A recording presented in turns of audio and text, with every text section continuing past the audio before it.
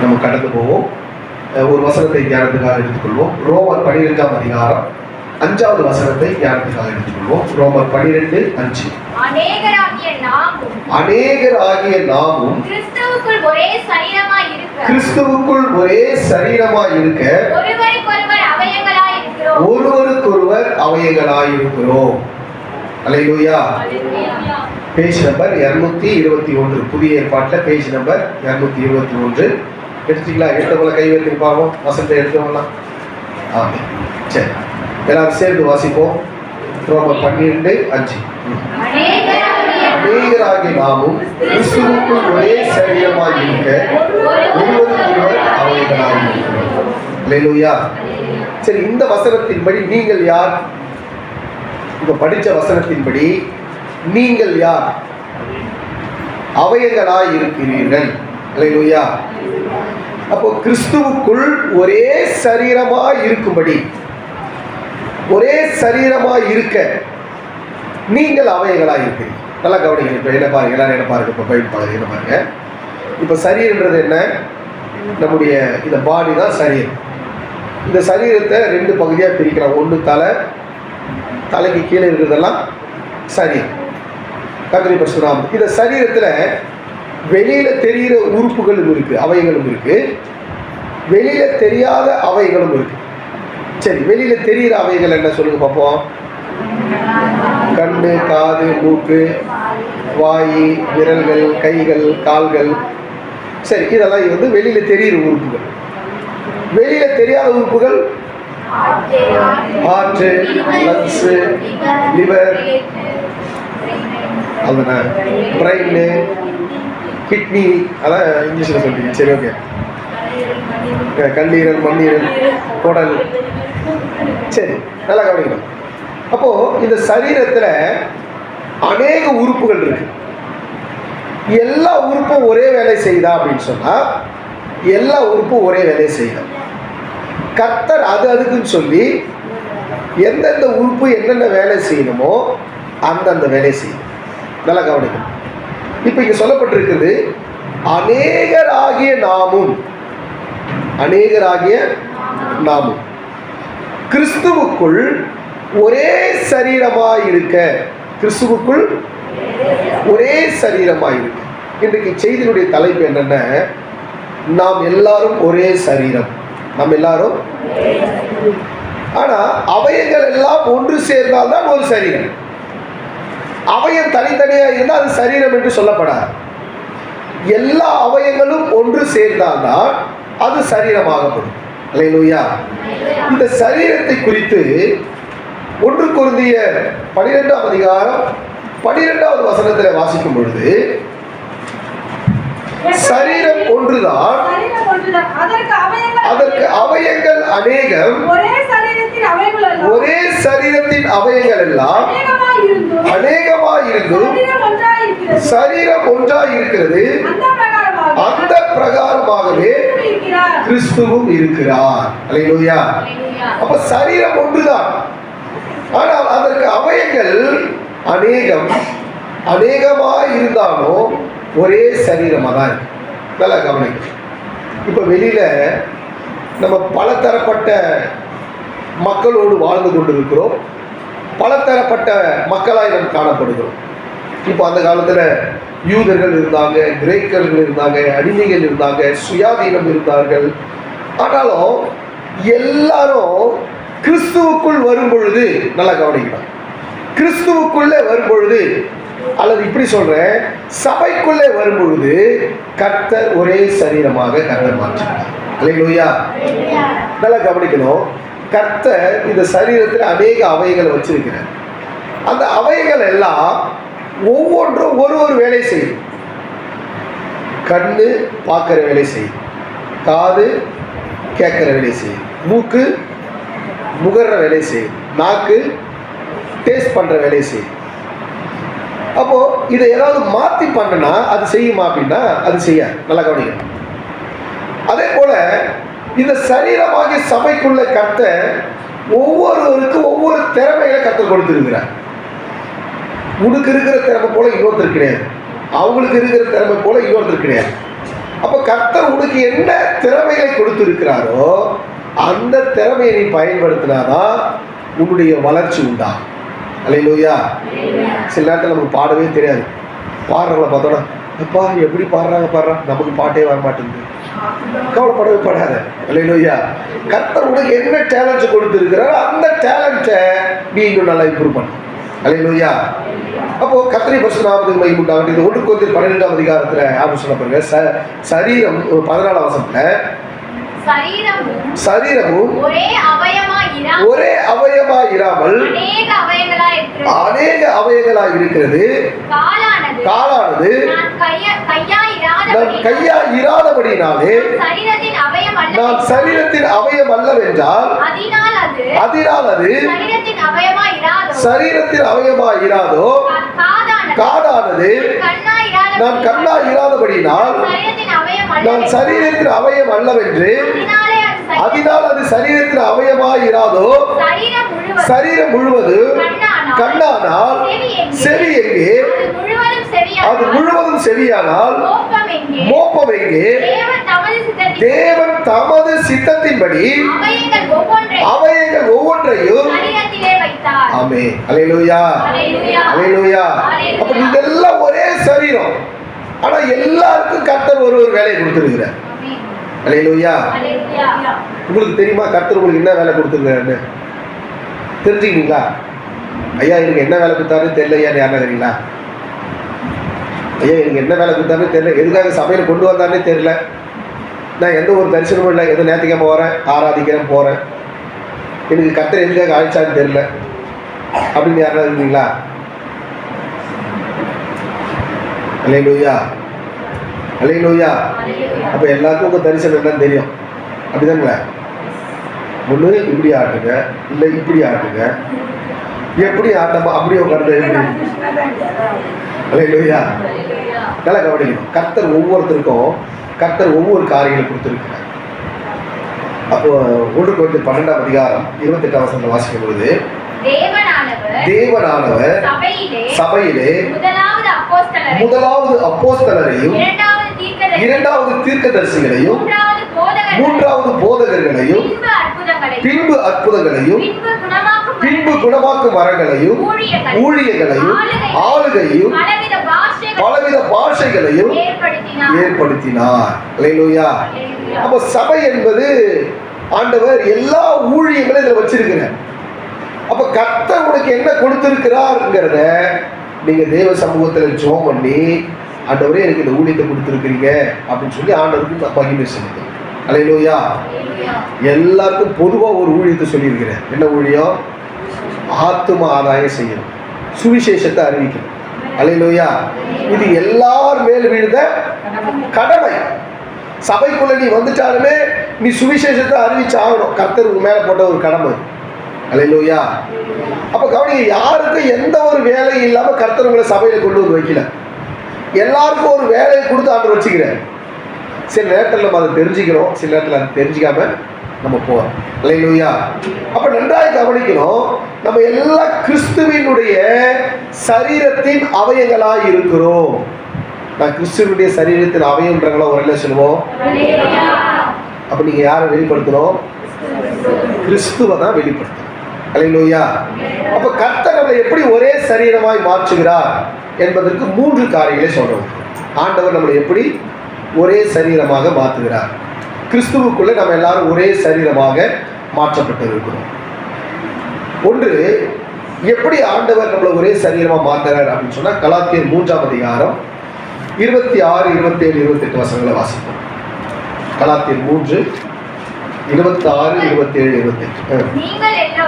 நீங்கள் எல்லோரும் கிறிஸ்து இயேசுவை பற்றும் விசுவாசத்தினால் தேவனுடைய புத்திரராய் இருக்கிறீர்களே.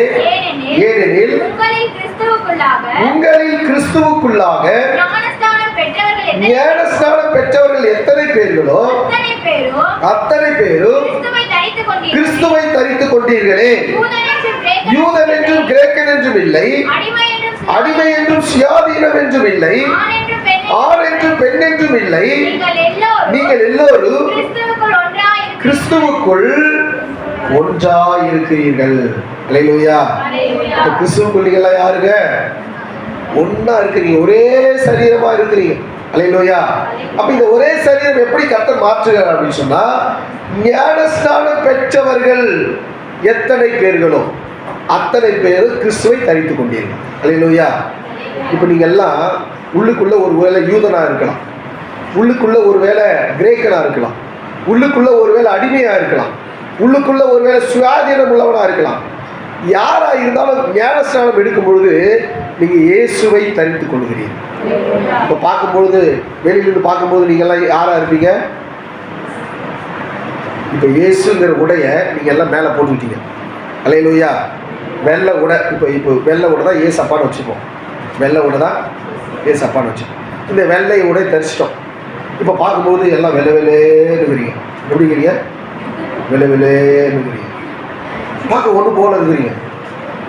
அப்போ என்னன்னா, இயேசுவை தரித்து கொண்ட எல்லாரும் எப்படி இருக்கிறோம்? நல்ல வெள்ளையா இருக்கிறோம். அல்லேலூயா. தரிசிக்காதவங்க கலர்ல இருக்கிறோம். அல்லேலூயா. தரிசிக்காதவங்க முன்னாடி எப்படி இருக்கிறோம்? கலர். அப்போ என்னன்னா, நல்லா கவனிக்கணும். நான் இப்போ இயேசுவை தரித்து கொண்ட உடனே இப்போ யார் தெரியுது? நான் உள்ள மறைஞ்சிட்டேன், என் மேலே இருக்கிற வெள்ளை தான் தெரியும். ஏசப்பா தெரியல. எத்தனை பேர் நான் சொல்ற விளக்கம் புரியுது? இப்போ எல்லாரும் வெள்ளை ட்ரெஸ்ல வந்து வச்சுங்களேன். இப்போ நம்முடைய சபையார் அணிந்திருக்கிற உடையின் நிறம் என்ன அப்படின்னோட எல்லாரும் ஒன்று போல சொல்லுவோம், வெள்ளை. அல்லேலூயா. இல்லைங்க, அந்த பாப்பா வந்து லைட்டு மஞ்சள் கலரில் இருக்குது, அந்த பாப்பா வந்து வேற ஆஃப் ஒயிட்டில் இருக்குது, இந்த பாப்பா வந்து இதில் இருக்காங்க. அப்போது 4-5 சொல்லணும்னு அவசியம் இல்லை. நாங்கள் எல்லாம் ஒன்றா இருக்கிறோம். நாங்கள் எப்படி இருக்கிறோம்? ஒன்றா இருக்கிறோம். அப்போ கவனிங்க, கர்த்தருடைய பரிசுத்த நாமத்துக்கு மகிமை உண்டாகட்டும். கிறிஸ்துவுக்குள்ள ஞான ஸ்நானம் பெற்ற அனைவரும் இயேசுவை தரித்து கொண்டீங்க. அப்படின்னா என்னன்னா, என் சரீரம் கிறிஸ்துவுக்குள்ள ஒரே சரீரமா எப்படி மாறுதுன்னா, ஞான ஸ்நானத்துக்குள்ளே கர்த்தருடைய பரிசுத்த நாமத்துக்கு மகிமை உண்டாகும். அப்போ ஞான ஸ்நானம் எடுத்த எல்லாரும் இயேசுவை தரித்து கொண்டு இருக்கிறீர்கள். அப்போ நல்லா கவனிக்கணும். கர்த்தருடைய பரிசுத்த நாமத்துக்கு மகிமை. கொலோசியர் 2ஆம் அதிகாரம் 12ஆம் வசனத்தில் வாசிக்கும் பொழுது, கொலோசியர் 2:12, ஞானஸ்நானத்தினாலே அவரோடு கூட அடக்கம் பண்ணப்பட்டவர்களாகவும் அதிலே அவரை மரித்தோரிலிருந்து எழுப்பின தேவனுடைய செயலின் மேலுள்ள விசுவாசத்தினாலே அவரோடு கூட எழுந்திருக்கிறவர்களாகவும் இருக்கிறீர்கள். புரிஞ்சுதல் சொல்லுவோம். அப்ப ஞான ஸ்நானத்துல அவரோடு கூட அடக்கம் பண்ணிட்டீங்க. பழைய காரியங்கள் எல்லாம் என்ன ஆயிடுச்சுங்க? ஞானஸ்நானத்துல ஏசப்பாவோடு கூட அடக்கம் ஆயிடுச்சு. இப்ப விசுவாசத்தினாலே அவர் உயிரோடு எழுந்தது போல நாமும் உயிரோடு கூட இருக்கிறோம். அல்லேலூயா. அப்ப எப்ப ஞானஸ்நானம் எடுத்தோமோ அப்பவே பழைய மனுஷன் எல்லாம் கலைஞ்சாச்சு. இப்ப நான் இயேசுவை மட்டும் வெளிப்படுத்துவேன். நான் இப்ப எப்படி இருக்கிறேன்? இயேசுவின் சரீரமா இருக்கிறேன், இயேசுவின் அவயமா இருக்கிறேன், இயேசுவை மாத்திரம் நான் வெளிப்படுத்துறவனா இருக்கிறேன். அல்லேலூயா, அல்லேலூயா. அதான் வேதம் சொல்லுகிறது, மோசேயின் மூலமாக தேவன் மேகத்தினாலும் சமுத்திரத்தினாலும் இஸ்ரவேல் ஜனங்களுக்கு கர்த்தர் ஞானஸ்நானம் கொடுத்தார். 1 கொரிந்தியர் 10ஆம் அதிகாரம் 2ஆம் வசனத்தில் வாசிக்கும் பொழுது, எல்லோரும் மோசேக்குள்ளாக மேகத்தினாலும் சமுத்திரத்தினாலும் ஞானஸ்நானம் பண்ணப்பட்டார்கள். அல்லேலூயா. அப்ப மேகத்தினாலும் சமுத்திரத்தினாலும் இஸ்ரவேல் ஜனங்கள் ஞானஸ்நானம் பண்ணப்பட்டார்கள். அருமையான கர்த்தருடைய பிள்ளைகளே, நாம் எல்லாரும் ஞான ஸ்நானத்துல அவரோடு கூட அடக்கப்பட்டபடினாலே நீங்கள் கிறிஸ்து இயேசுவை தரித்துக் கொண்டீர்கள். நீங்கள் ஒரே சரீரமாக இருக்கிறீர்கள். ஒரே சரீரம் ஒரு எல்லை சொல்லுவோம். ஐயா, இந்த சரீரத்துக்குள்ள இன்னும் வரலன்றவங்களா ஒரு எல்லை சொல்லுவோம். ஞானஸ்நானம் எடுக்காதவங்களா இப்ப சொல்லணும். அல்லேலூயா, அல்லேலூயா. இன்னும் சரீரத்துக்குள்ள வரலன்றவங்களா ஒரு எல்லை சொல்லுவோம். ஆமா, இப்ப அல்லேலூயா சொன்னவங்களா இன்னும் ஞானஸ்நானம் எடுக்கல. இந்த சரீரத்துக்குள்ள ஞானஸ்நானம் எடுத்து என்ன பண்ணணும்? உள்ள வந்துடணும். அல்லேலூயா. சரி, கர்த்தர் நல்லவர். அப்போ ஒன்று, ஞான ஸ்நானத்தினாலே இயேசுவின் சரீரமாய் மாறுகிறோம். இரண்டாவது, கொலோசியர் 3ஆம் அதிகாரம் 15ஆம் வசனம். கொலோசியர் 3:15. தேவ சமாதானம் உங்கள் இருதயங்களில் ஆளக்கடவது. இதற்கென்றே நீங்கள் ஒரே சரீரமாக அழைக்கப்பட்டீர்கள். நன்றி அறிதல் உள்ளவர்களாயும் இருங்கள். அப்போ தேவ சமாதானம் உங்கள் இருதயங்களில் ஆளுகை செய்யும். இதற்கு தான் ஒரே சரீரமாக அழைக்கப்பட்டீங்க. அல்லேலூயா. அப்ப தேவ சமாதானம் எப்போ உள்ள ஆளுகை செய்யும்? நம்ம எல்லாரும் ஒண்ணுங்கிற சிந்தை வரும்போது தான் அது ஆளுகை செய்யும். அல்லேலூயா. நான் பெரியவன், நீ சின்னவன், உன்னை விட நான் மூத்த விசுவாசி, உன்னை விட நான் இளைய விசுவாசி அப்படின்னு தான் என்ன ஆகுதுங்க? தேவ சமாதானம் வராது. என்னதான் வரும்? பெருமை தான் வரும். அல்லேலூயா. பெருமை உள்ளவனுக்கு தாழ்மை உள்ளவனுக்கு. அப்போ என்ன உண்டாகணும்னு சொன்னா, தேவ சமாதானம் உங்க இருதயங்களை ஆளுகை செய்யணும்னு சொன்னா, நாம எல்லாரும் ஒன்றுங்கிற சிந்தை நமக்கு வரணும். நம்ம எல்லாரும் ஒன்று.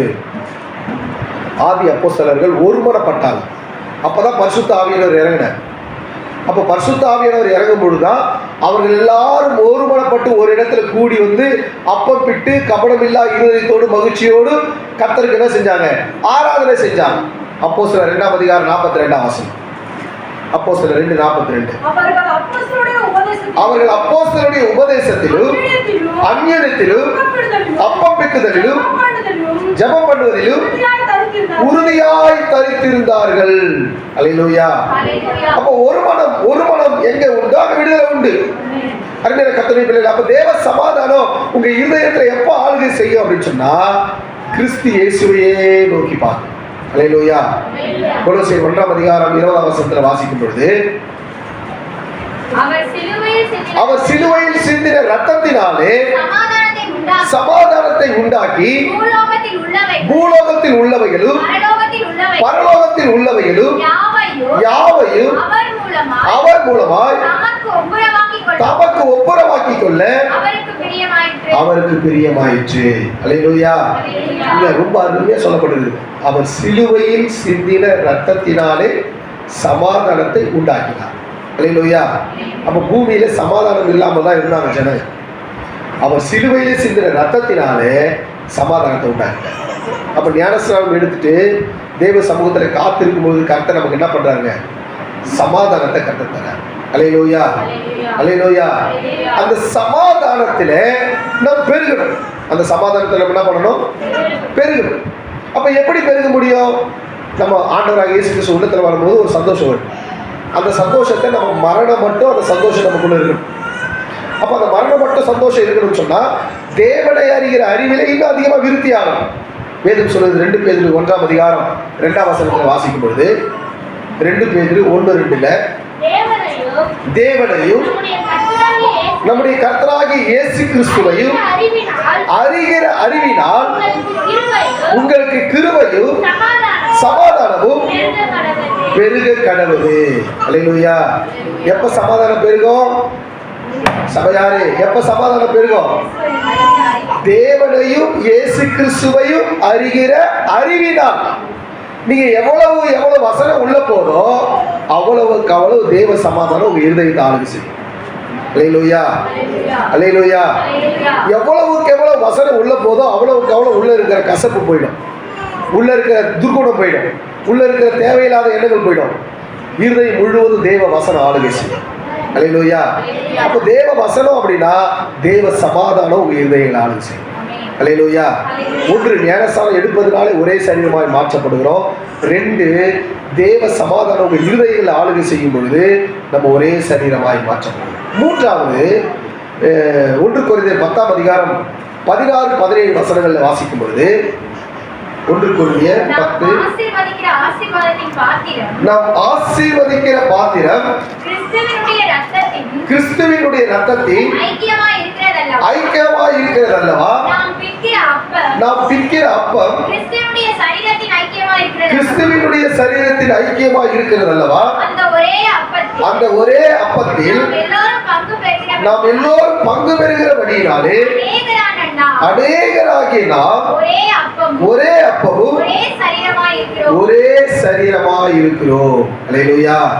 எப்படி ஆண்டவர் ஒரே சரீரமா மாத்துறாரு? ஒரே அப்பத்தை பிட்டு நம்ம எல்லாம் புசிக்கிறதுனால ஒரே சரீரமாய் மாற்றப்படும். அல்லேலூயா. புரிஞ்சுதுங்களா? ஒரே என்ன சொல்லுவோம். இப்போ நம்ம திருவிருந்து கொடுக்க போகிறோம். இங்கே வச்சிருக்கிறது சாதாரண பிரெட்டு தான், சாதாரண திராட்சை ரசம் தான். ஆனால் நம்ம ஜெபம் பண்ணும் பொழுது கர்த்தர் அவருடைய சரீரமாக அவருடைய ரத்தமாக மாற்றுறார். அப்போ இதை நம்ம எல்லாரும் ஒருமனப்பட்டு புசிக்கும் பொழுது நாம் எல்லாரும் ஒரே சரீரமாய் மாற்றப்படுகிறோம். புரிஞ்சுதுன்றவங்களா? ஒரு இல்லை சொல்லுவோம். அப்போ திருவிருந்துங்கிறது ரொம்ப முக்கியமான ஒன்று. நல்லா கவனிக்கணும். ஒருவேளை திருவிருந்து எடுக்காம அவங்க ரிஜெக்ட் பண்றாங்கன்னா ஏதோ தப்பு பண்றாங்கன்னு அர்த்தம். இல்லையா? ஒருவேளை 3 மாசமா நீ திருவிருந்து எடுக்கல, 4வது மாசம் திருவிருந்து எடுக்க போறேன்னா 3 மாசம் ஏன் திருவிருந்து எடுக்கிறேன்னு ஏது நின்று சொல்லிட்டு உட்காந்து திருவிருந்து எடுக்கணும். நீ என்ன தப்பு பண்ண, என்ன பாவம் பண்ணு சொல்லிட்டு என்ன பண்ண, சபைக்கு சொல்லிட்டு உட்காந்து ஏதோ வந்தோமா ஐயா 1 வருஷத்துக்கு ஒரு வேளை வந்தாலும் திருவிருந்து கொடுக்கலாம், அப்படியெல்லாம் இந்த சிஸ்டம்லாம் கிடையாது. இல்லையா? 3 மாதம் திருவிருந்து எடுக்கலைன்னா 4வது மாதம் திருவிருந்து எடுக்க வந்தால் சபைக்கு முன்பாக எழுந்துருந்து ஏன் 3 மாதம் திருவிருந்து எடுக்கல அப்படின்றது என்ன பண்ணோம் சொல்லிட்டு, ஆண்டவர் என்னை மன்னிப்பாராக, சபையார் என்னை மன்னிங்கன்னு சொல்லிட்டு என்ன பண்ணோம் திருவிருந்து எடுக்கணும். அல்லேலூயா. கணவன் மனைவிக்குள்ள சண்டை போட்டு இங்கே வந்து அப்படியே ஒரு பரிசுத்தவன் மாதிரி ஆண்டவரே அப்படின்னா ஒன்றும் நடக்காது. அல்லேலூயா. சமாதானம் ஆகணும். கணவன் மனைவி என்ன பண்ணோம், சமாதானம் ஆகணும். பிள்ளைகள் பெற்றோர்கள் சண்டை போட்டுதான் சமாதானம் ஆகணும். கர்த்தருடைய பரிசுத்த நாமத்துக்கு மகிமை உண்டாகட்டும். ஏதா தானன்னு சொல்லி தீர்வு என்ன பண்ணக்கூடாது, எடுக்கக்கூடாது. ஒருவேளை உங்கள் இருதயம் உங்களை குற்றவாளி என்று தீர்த்ததுன்னா நீ ஏந்து போயிடலாம் தீர்வு எடுக்காம. அல்லேலூயா. இல்லையா என் இருதயம் எனக்கு குற்றவாளி இருக்குது, ஆனால் நான் தீர்வு எடுக்கணும் அப்படின்னு நினச்சினா குட்டி போட்டு ஜோம் பண்ண, ஆண்டவரே என் இருதயம் எனக்கு குற்றவாளின்னு சொல்லுது, என்னை ஒரு விஷயம் மன்னிங்க ஆண்டவரே, இனி இந்த குற்றம் எனக்குள்ள நடக்கூடாது, என்னை மன்னிங்க, என்னை தீர்வு என்னை தகுதிப்படுத்துங்க அப்படின்னு சொல்லணும். அல்லேலூயா. அருமையான கர்த்தருடைய பிள்ளைகளை, அப்போ பரிசுத்தத்தோடு பந்தியில் பங்கு பெறும் பொழுது கர்த்தர் அதை அங்கீகரிக்கிறார். அல்லேலூயா. கர்த்தருடைய பரிசுத்த நாமம் வேதம் சொல்லுது. 1 கொரிந்தியர் 11ஆம் அதிகாரம் 28வது வசனத்தில் வாசிக்கும் பொழுது, எந்த மனுஷனும் தன்னைத்தானே சோதித்தறிந்து இந்த அப்பத்தில் இந்த பாத்திரத்தில் பானம் பண்ண கடவன். அல்லேலூயா. அப்ப தன்னைத்தானே சோதித்து அறிந்து, நல்லா கவனிக்கணும். நீங்க உங்களை நீங்களே செக் பண்ணிக்கணும். ஆண்டவரே நான் இதுக்கு தகுதியா இருக்கிறேனா? அல்லேலூயா. அல்லேலூயா வரல. ஒருவேளை நீங்க எல்லாரும் முடிவு பண்ணீங்கன்னா நாங்க தகுதியா இல்லை ஆண்டவரேன்னு. ஆமென். ஒருவேளை தகுதி இல்லைன்னு சொன்னா ஆண்டவர்கிட்ட கேளுங்க, ஆண்டவரே என்ன பண்ணுங்க, தகுதிப்படுத்துங்க. பந்தி விருந்துக்கு என்ன பண்ணுங்க, தகுதி. பாவம் செய்யாத மனுஷன் ஒருத்தரும் கிடையாது. எல்லாரும் பாவம் செய்து தேவ மகிமை அற்றவர்களாக தான் இருக்கிறாங்க. ஆனால் செஞ்ச பாவத்தை தேவ சமூகத்தை நம்ம என்ன பண்ணோம், ஒற்றுக்கொள்ளணும், அறிக்கை செய்யும். அல்லேலூயா. அறிக்கை செஞ்சு ஆண்டவரே என்னை பந்தி விருந்துக்கு என்ன பண்ணுங்க, என்ன தகுதிப்படுத்துங்க. ஒருவேளை கணவன் மனைவி கிட்ட சண்டை போட்டிங்கன்னா, ஆண்டவரே சண்டை போட்டு இனிமேல் நான் என்ன பண்ண மாட்டேன், சண்டை போட மாட்டேன் ஆண்டவரே. அல்லேலூயா. சில பேர் ஒரே வீட்டில் இருப்பாங்க, ஒன்றா சாப்பிடுவாங்க, ஆனால் பேச மாட்டாங்க. எத்தனை மாதம் ஆச்சு, 4 மாதம் ஆச்சு, 5 மாதம் ஆச்சு பேசி. அல்லேலூயா. அது மாதிரிலாம் இருக்கக்கூடாது. அது மாதிரிலாம் என்ன பண்ணக்கூடாது. சூரியன் உதிச்சு சூரியன் மறைந்துக்குள்ள என்ன ஆகிடும், நம்ம கோவம் எல்லாம் போயிடும். அல்லேலூயா. அருமையான கர்த்தருடைய பிள்ளைகளை, வேதம் சொல்கிறது யோவான் 6ஆம் அதிகாரம் 51வது வசனத்தில் வாசிக்கும் பொழுது, நானே வானத்தில் இறங்கி வந்த ஜீவாப்பம், இந்த அப்பத்தை புசிக்கிறவன் என்றென்றைக்கும் பிழைப்பான். நான் கொடுக்கும் அப்பம் உலகத்தின் ஜீவனுக்காக. ஆமா, அவருடைய மாம்சத்தை அவருடைய அப்பமா தர. அல்லேலூயா. அப்ப இதை புசிக்கும் பொழுது உங்களுக்குள்ள ஒரு நல்ல பிழைப்பு உண்டாகும், ஒரு மகிமையான சரீரம் உருவாகும். இயேசு வரும்பொழுது அவரோடு கூட போகிறதுக்கு கர்த்தர் உங்களுக்கு உதவி செய்வார். அல்லேலூயா. அருமையான கர்த்தருடைய பிள்ளைகளை, அப்போ ஆண்டவருடைய சமூகத்தில் பந்தி விருந்துக்காக நம்ம வந்திருக்கிறோம். திருவிருந்து எடுக்க போகிறோம். உங்களை நீங்களே சோதித்து நிதானித்து அறிந்து இந்த அப்பத்தில் புசிக்க போகிறோம். முழங்கால் போடுவோமா?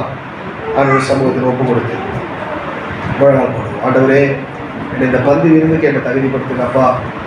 என்னை குற்றமற்றவனாய் என்னை கருதுக ஆண்டவரே. நான் செய்த எல்லா மீறுதல்கள், அக்கிரமங்கள், பாவங்கள், குற்றங்கள் ஒரு விஷயாய் மன்னிங்க கர்த்தாவே, உமக்கு பிரியமாய் ஜீவிக்க எங்களுக்கு உதவி செய்யணும். எல்லாம் அப்படியே தீர்வுக்கு ஆயத்தமா நம்ம அப்படியே லைனாக உட்காருவோம். இந்த கூட்டம் முடிஞ்ச உடனே பிஹேட் சக்சஸ் ஊழியத்தில் இருக்கிறவங்க இருந்து போகும்படி உங்களை அன்பாய் கேட்டுக்கொள்கிறேன்.